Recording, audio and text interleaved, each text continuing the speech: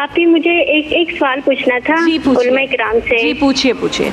جی pregnancy میں میری pregnancy ہے نا, تو پریگننسی میں روزے فرض کیے گئے ہیں, اور اگر کوئی عورت روزے نہیں رکھتی تو اس کے لیے اسلام میں کیا ہے, کفارہ کیا ہے اسلام میں؟ ٹھیک ہے, پریگننسی میں روزے رکھنے چاہیے نہیں؟ مفتی صاحب آپ بتا دیجئے, ڈیورنگ پریگننسی کیا روزے رکھنے چاہیے یا نہیں رکھنے چاہیے؟ بسم اللہ الرحمن الرحیم. مذہب اسلام مذہب اعتدال ہے. وہ انسانی ضرورتوں کو سامنے رکھتا ہے. اگر کوئی خاتون ان کے ساتھ یہ معاملہ ہے اور وہ روزے رکھ سکتی ہیں اور انہیں معلوم ہے اپنی طبیعت سے, بالکل خود اندازہ مجھے ہوتا ہے, کسی پریشانی کا سامنا نہیں ہوگا, تو اسے روزہ رکھنا چاہیے. اور اگر وہ یہ سمجھتی ہیں کہ میں بہت کمزور ہوں, یا ڈاکٹر نے یہ بتایا ہے کہ آپ بہت کمزور ہیں, آپ روزے نہیں رکھ سکتی, تو پھر وہ روزے نہ رکھے. ایسا بھی ہوتا ہے کہ کبھی یوں کہا جاتا ہے کہ ایک دن چھوڑ کر ایک دن روزہ رکھ لیا کرو, 2 دن چھوڑ کر روزہ رکھ لیا کرو. جس قدر ماہ رمضان کی برکتیں آپ سمیٹ سکتی ہیں سمیٹیں.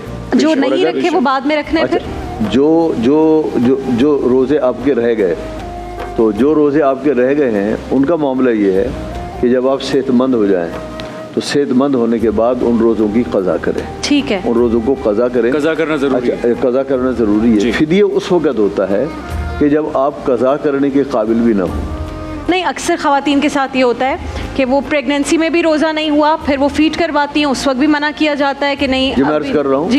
جی بات یہ ہو رہی تھی کہ اگر ایک خاتون ہیں, وہ امید سے ہیں, حاملہ ہیں, جی, اور وہ محسوس کرتی ہیں کہ میں روزہ نہیں رکھ پاؤں گی, اور ڈاکٹر کا بھی مشورہ ہے تو نہ رکھیں, بعد میں رکھ لیں.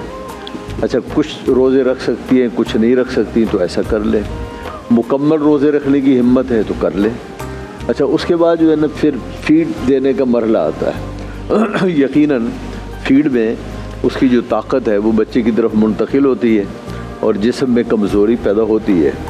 اگر ان دنوں میں بھی وہ یہ سمجھتی ہیں کہ میں روزہ مکمل طور پر نہیں رکھ سکتی, رکھوں گی تو بچے کا نقصان ہوگا, تو اسی ترتیب سے کہ کچھ دن رکھے کچھ دن نہ رکھے, مکمل نہیں رکھ سکتی تو مکمل نہ رکھے.